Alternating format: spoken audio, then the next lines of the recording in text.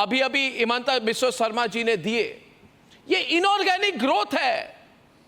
ये growth of Muslim population in Assam नहीं है, ये बाहर से आए हुए घुसपैठियों का ग्रोथ है। क्या इसका भी समर्थन करेंगे आप?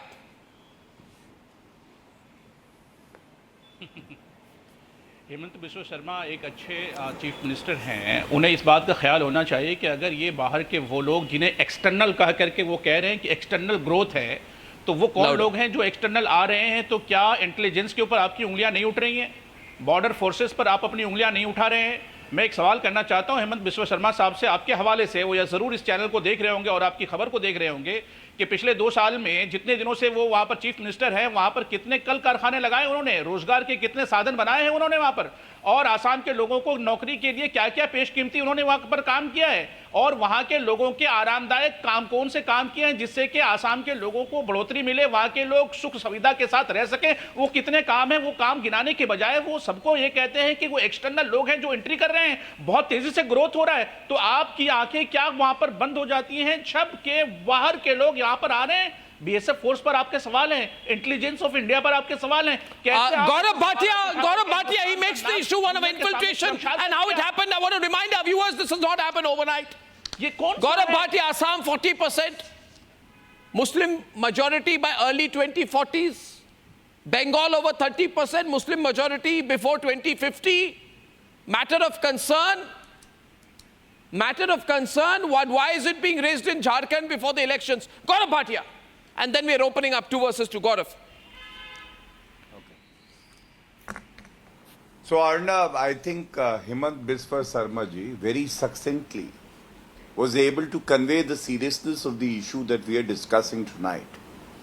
And one must understand that if illegal immigrants, they enter our country, they are a threat to national security, 1. 2, they take away the jobs of the local people. 3, they destroy the culture and they change the demography of the state.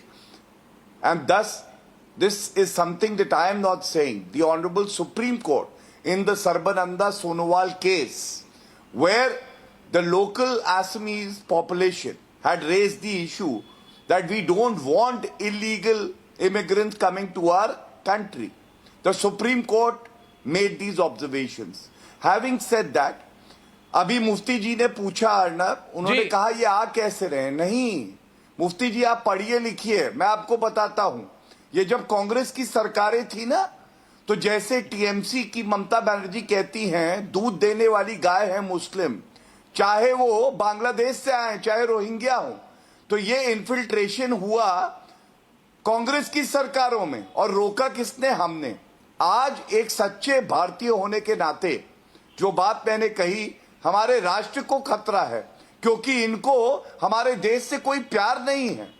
तो आप मुझे ये बताइए, कोई भी व्यक्ति घुसपैठिया मुसलमान भी है, वो कहता है हम कागज नहीं दिखाएंगे। अरे तुम्हारा बाप भी दिखाएगा कागज, क्योंकि इस देश का कानून है और कानून का पालन सबको करना है। दूसरी बात, जो अर्नब, दूसरी बात पे आपको बताऊं, this country has a population control. आप ये समझें कि किसी का बाप दिखाएगा, लेकिन उसके बाप को ये भी बताना पड़ेगा कि वहाँ की आसाम के लोगों को क्या क्या किया है। मुफ्ती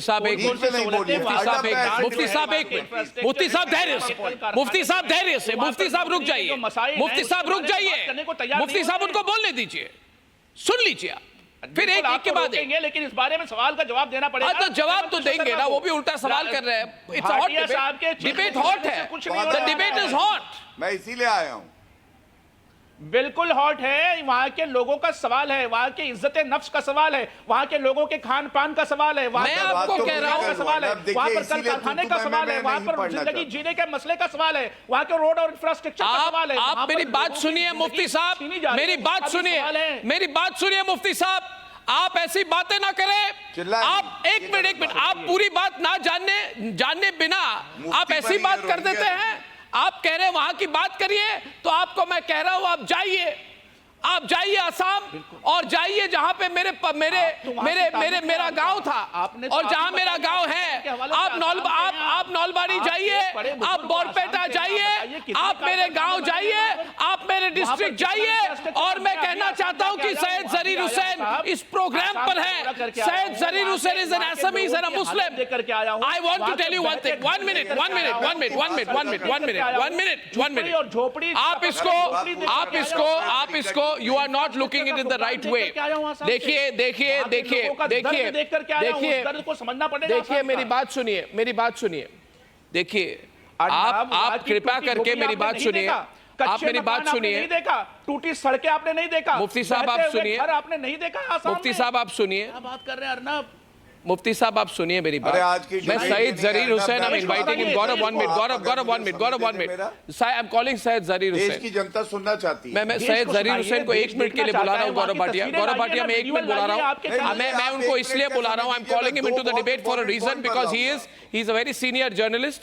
ही is the chief managing editor of news live channel and one of the most senior journalists. He's an Assamese and he's a Muslim, and he will tell you that he is against it. You tell them, Zarir, what is the situation in my district of Borpeta today? I'm from Borpeta. My great-grandfather, my great-great-grandfather and grandmother, they are from Borpeta. Today my district is 71% Muslim. I just want you to tell them what the situation is. People in India, rest of the country don't realize what's happening.